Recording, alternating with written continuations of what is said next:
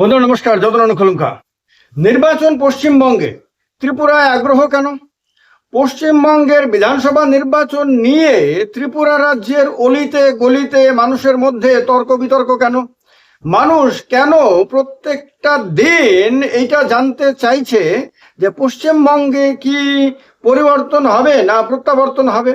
অর্থাৎ নরেন্দ্র মোদীর নেতৃত্বাধীন বিজেপি কি পশ্চিমবঙ্গে তৃণমূল কংগ্রেসকে সরিয়ে ক্ষমতা দখল করতে পারবে, না তারা আপনার সেখানে আরো একবার ব্যর্থ হবে? মমতা বন্দ্যোপাধ্যায়ের নেতৃত্বে চতুর্থবার তৃণমূল কংগ্রেস ক্ষমতায় আসবে।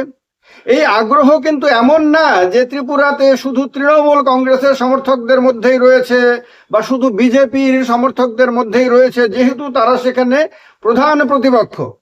এই আগ্রহ কিন্তু এই রাজ্যের প্রত্যেক কংগ্রেস কর্মীর মধ্যে রয়েছে, প্রত্যেক সিপিএম কর্মীর মধ্যেও রয়েছে। এবং সোশ্যাল মিডিয়ার দিকে যদি তাকাই তাহলে অদ্ভুত একটা ব্যাপার দেখব যে যে সিপিএম এর পশ্চিমবঙ্গের কর্মীরা তৃণমূলকে ক্ষমতা থেকে সরাতে চাইছে, সেই সিপিএম এর ত্রিপুরার যারা কর্মী সমর্থক রয়েছে তাদের মধ্যে একটা বড় অংশ চাইছে পশ্চিমবঙ্গে যাতে কোনোভাবেই পরিবর্তন না হয়, আর যদি হয় তাহলে তাদের দলের পক্ষে যাতে হয়, বিজেপির পক্ষে যাতে না হয়। আরেকটা অবাক করার মতন বিষয় হলো তিপ্রা মথার সমর্থকদের মধ্যেও কিন্তু পশ্চিমবঙ্গের বিধানসভা নির্বাচন নিয়ে ব্যাপক আগ্রহ রয়েছে, যদিও তাদের কিন্তু পশ্চিমবঙ্গে কোনো ইউনিট নাই, তারা নির্বাচনে লড়াই করছে না এবং তারা ত্রিপুরার মধ্যেই সীমাবদ্ধ। কিন্তু তারাও জানতে চাইছে পশ্চিমবঙ্গে দিদি না মোদি। পশ্চিমবঙ্গের বিধানসভা নির্বাচন ত্রিপুরার রাজনীতিতে অত্যন্ত গুরুত্বপূর্ণ, সবসময়ই হয়। আমরা জানি যে আগেও যখন ত্রিপুরায় সিপিএম শাসন ক্ষমতায় ছিল এবং পশ্চিমবঙ্গেও সিপিএম শাসন ক্ষমতায় ছিল, তখনও ত্রিপুরার রাজনীতিতে পশ্চিমবঙ্গের একটা বিরাট প্রভাব থাকতো। পশ্চিমবঙ্গের নেতারাই এসে ত্রিপুরাতে বিভিন্ন দলের জন্য আপনার প্রচার করত। সিপিএম এর জন্য যেমন সিপিএম এর নেতারা আসতো, ঠিক তেমনি কংগ্রেসের জন্য কংগ্রেস নেতারা আসতেন। কিন্তু 2011 পরবর্তী সময় থেকে সিপিএম এর নেতাদের ত্রিপুরায় আগমনটা কমে গেছে, কংগ্রেসের নেতাদেরও আগমন তুলনায় কমে গেছে, বিজেপির নেতাদের আগমন একটা সময় বেড়েছিল কিন্তু পরবর্তী সময় তাও কমে যায়। অর্থাৎ বাংলা থেকে ত্রিপুরাতে বাঙালি নেতাদের আগমনটা কমে গেছে। যখন যখন এই বাংলাতে নির্বাচনের রেজাল্ট আউট হয় তখন তখন তৃণমূলের নেতারা কিছুদিন আসা যাওয়া করে, এটা ঠিকই, কিন্তু এরপরে তাদের আবার গতিটা কমে যায়, তারা আবার কলকাতাতে ফিরে যান। ত্রিপুরার নেতাদের পশ্চিমবঙ্গে আনাগোনা বৃদ্ধি পেয়েছে, যেটা এর আগে কোনোদিন দেখা যায়নি। যখন কংগ্রেস ক্ষমতায় ছিল পশ্চিমবঙ্গে তখনও ত্রিপুরার কংগ্রেস নেতাদেরকে গিয়ে পশ্চিমবঙ্গে প্রচার করতে হতো না। মানে পশ্চিমবঙ্গ যেহেতু বড় রাজ্য এবং সেখানকার নেতাদের যেহেতু জাতীয় পরিচিতি রয়েছে অনেকেরই, সেহেতু তারা তাদের ত্রিপুরা থেকে লোক নিয়ে গিয়ে প্রচার করার দরকার পড়তো না। সিপিএমও যতদিন ক্ষমতায় ছিল ততদিন সিপিএম এর বাংলা থেকে নেতাকর্মীরা ত্রিপুরা আসতেন, কিন্তু ত্রিপুরা থেকে নেতাকর্মীদের বাংলাতে নিয়ে গিয়ে প্রচার করা তাদের তেমন কোনো দরকার পড়তো না। কিন্তু যখন দেখা গেল যে বাংলাতে সিপিএম দুর্বল হয়ে গেল, ক্ষমতা থেকে সরে গেল, তখন ত্রিপুরার নেতাদের সেখানে দাম বেড়ে গেল। 2018 পর্যন্ত সেই দামটা কিন্তু অত্যধিক ছিল।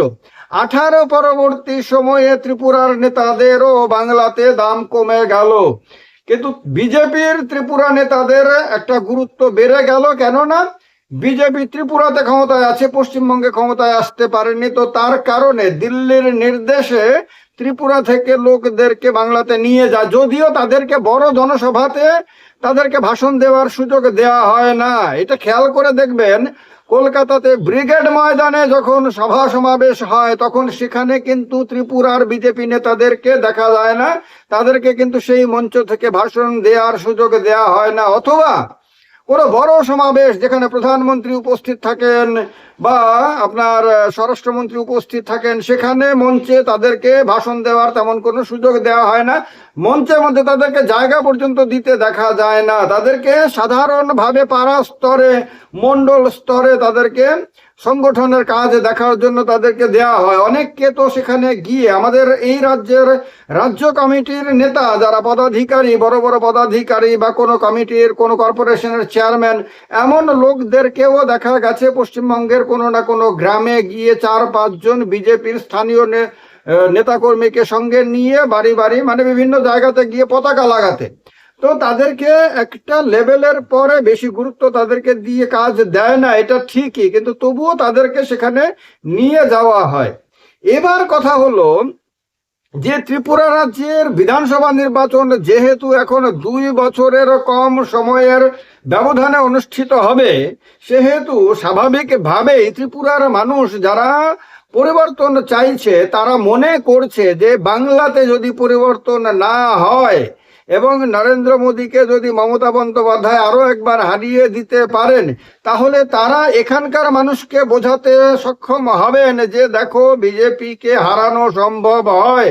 এবং বাঙালি অধ্যুষিত পশ্চিমবঙ্গে যেমন ভাবে তাদেরকে হারানো সম্ভব হয়েছে, তেমন ভাবে বাঙালি এবং তিপ্রাসা অধ্যুষিত ত্রিপুরাতেও তাদেরকে হারানো সম্ভব। এটা তারা তাদের কর্মীদেরকে, তাদের সমর্থকদেরকে এবং ভোটারদেরকে তারা বোঝানোর চেষ্টা করবে।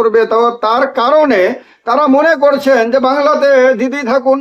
এখানকার সিপিএম কর্মীরা কিন্তু, আমি বলছি আপনারা দেখবেন সোশ্যাল মিডিয়াতে ভালো করে নজর রাখলে দেখবেন ত্রিপুরার সিপিএম কর্মীরা চাইছে বাংলাতে যাতে আপনার তৃণমূল ক্ষমতায় আসে, ক্ষমতায় যাতে থেকে যায় আর কি। ত্রিপুরার বিজেপি কর্মীদের মধ্যে একটা অংশ, যদিও তারা সোশ্যাল মিডিয়াতে এটা প্রকাশ করে না, তারা এটা ঘরোয়া আলোচনাতে বলে, তারাও চাইছে যে পশ্চিমবঙ্গে যাতে পরিবর্তন না হয়, বিজেপি যাতে ক্ষমতায় না আসে। কারণ তারা মনে করছে যে বাংলাতে যদি বিজেপি ক্ষমতায় আসে তাহলে বিজেপির শক্তি বেড়ে যাবে, আর শক্তি যখন কম তখনই তাদেরকে পাত্তা দেয় না, আর শক্তি বেড়ে গেলে পরে তো তাদের অবস্থা আরো খারাপ হয়ে যাবে। এই কারণে তারা মনে করছে বাংলাতে যাতে কোনোভাবেই পরিবর্তন না হয়, বিজেপির যাতে শক্তি বৃদ্ধি না হয়, এটা বিজেপির ত্রিপুরার লোকদের একটা ভালো অংশ চাইছে। আবার ত্রিপুরাতে যারা বিজেপির পদাধিকারী আছে, গুরুত্ব পাচ্ছে, ভালো পজিশনে আছে, বেশ ভালো সুখে আরামে আছে, আয়াসে আছে, তারাও কিন্তু মনে মনে চাইছে বাংলাতে যাতে বিজেপি জিততে না পারে। অথচ তারাই বাংলাতে গিয়ে প্রচার করছে, তারাই বাংলাতে গিয়ে বিভিন্ন জায়গাতে প্রচার করছে, মানে সভা সমাবেশ করছে ইত্যাদি সব করছে তারা।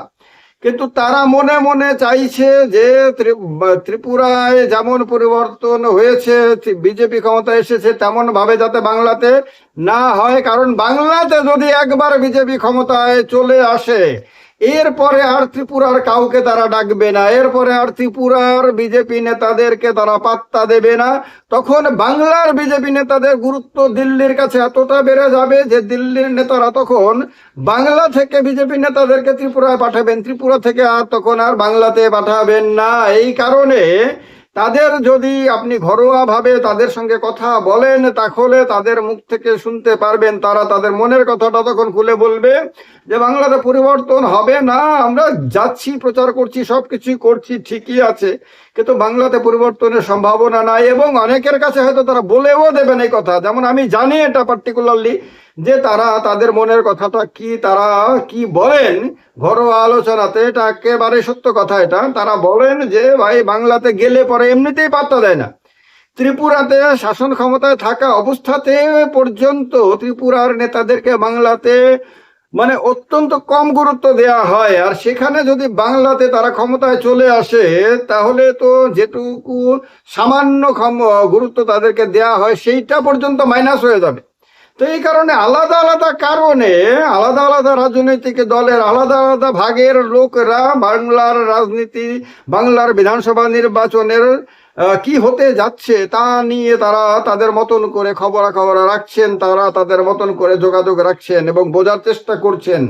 আর ত্রিপুরাতে কংগ্রেস এবং সিপিএম এবং ত্রিপুরা মাথার লোকরা মনে করছেন বাংলাতে বিজেপি হেরে গেলে বিজেপির যে বারবারন্ত সেটা ধাক্কা খাবে এবং এখানে বিজেপিকে হারানো সম্ভব হবে। কারণ এটা মাথায় রাখবেন, ত্রিপুরাতে যেমন সিপিএম এর লোকরা পরিবর্তন চায়, কংগ্রেসের লোকরা পরিবর্তন চায়, তৃণমূল কংগ্রেসের লোকরা পরিবর্তন চায়, ঠিক তেমনি তিপ্রামথারও কিন্তু গ্রাউন্ড লেভেলের প্রত্যেকটা কর্মী এবং সাধারণ মানের প্রত্যেকটা নেতা কিন্তু ত্রিপুরাতে পরিবর্তন চায়।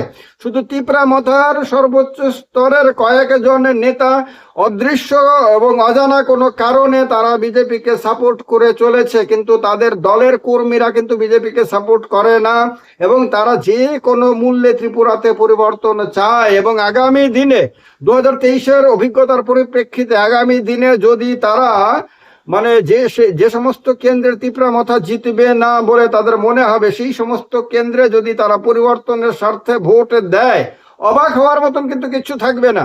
কারণ এবারে এই এডিসি নির্বাচনের ফলাফল প্রকাশের পরে তিপ্রামথার ভূমিকা নিয়ে বিজেপি যে ধরনের মন্তব্য করছে এবং বিজেপির বিরুদ্ধে তিপ্রামথা যে ধরনের মন্তব্য করছে এবং যে ধরনের গ্রাউন্ড রিয়েলিটি, তাতে পরিষ্কার হয়ে গেছে যে ত্রিপুরা রাজ্যে বিজেপি এবং তিপ্রামথার বন্ধুত্ব শুধুমাত্র সর্বোচ্চ স্তরে, মাঝারি স্তরেও নাই, তৃণমূল স্তরেও নাই এবং কোনোভাবেই দুটো দলের কর্মীদের মধ্যে মনের মিল হয়নি। দুটো দলের কর্মীরা একে অপরকে পছন্দ করে না, একে অপরের সঙ্গে মিলে কাজ করতে একেবারেই রাজি না তারা। তার কারণে যেমনভাবে বিজেপির কর্মীরা চায় যে ত্রিপুরাতে আপনার রাজ্য সরকার থেকে তিপ্রামথাকে বের করে দেওয়া হোক, তাদের সঙ্গে কোনো অ্যালায়েন্স না রাখা হোক, মানে অ্যালায়েন্স বাতিল করে দেওয়া হোক, ঠিক তেমনি তিপ্রামথার কর্মীরা চায় বিজেপিকে রাজ্য সরকারের ক্ষমতা থেকে সরিয়ে দেওয়া হোক, তাদেরকে নির্বাচনে হারিয়ে তাদেরকে বিদায় করে দেওয়া হোক এবং রাজ্যে পরিবর্তন করা হোক, এটা চায়। কিন্তু এই হলো মনোবৈজ্ঞানিক অবস্থা। তার কারণে যার যার মতন করে খবরাখবর নিচ্ছে। আপনারা কি কথাগুলো বিশ্বাস করেন? করলে জানাবেন কমেন্ট বক্সে কমেন্ট করে। আর যদি আপনাদের ভিন্ন মত থেকে থাকে সেটাও জানাবেন। ভালো লাগলে ভিডিওটাকে লাইক করবেন, শেয়ার করবেন। যত খুলম খাওয়া, সবাইকে নমস্কার।